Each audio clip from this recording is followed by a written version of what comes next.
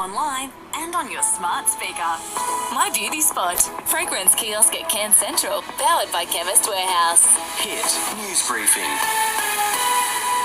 Good morning and Happy New Year. I'm David Dollen with your news briefing. Well, Australia has celebrated the new year with a bang, with massive crowds gathering around the country as fireworks lit up the night sky across our cities and suburbs.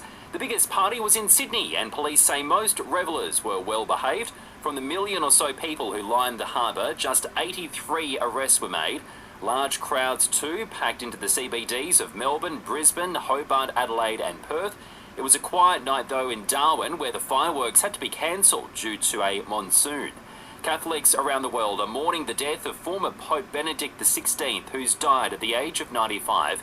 His body will lie in state at St Peter's Basilica from tomorrow. Cheaper medication and a boost to welfare payments are among the government measures kicking in today to start 2023, while in Queensland, voluntary assisted dying laws take effect following in the footsteps of Victoria, Tasmania and WA, although palliative care professor Jeff Mitchell has some concerns. As a GP and a person who values the sanctity of life, I believe that it should be an absolute last resort, if at all.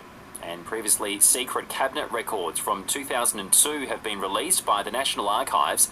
They're dominated by the war on terror post 9/11 and the establishment of offshore processing for asylum seekers. Beyond Blue is here to help you achieve your best possible mental health. For more information, advice and support, visit beyondblue.org.au today. Rafael Nadal has suffered a shock loss ahead of the Australian Open, falling to Great Britain's Cameron Norrie in 3 sets at the United Cup. Young Socceroo Geraint Kwol has farewelled the A-League with a win, the Central Coast beating Melbourne Victory 2-1 in the 18-year-old's final game before joining EPL club Newcastle United.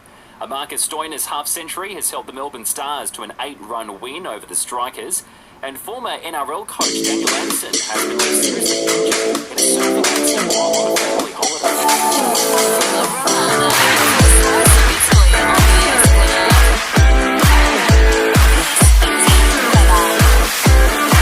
Taking a look at the weather, showers for Cairns today, a low of 23 degrees, reaching a top of 30. Looking for more news? Check out The Briefing, a podcast deep diving into the daily news headlines each morning on the Listener app.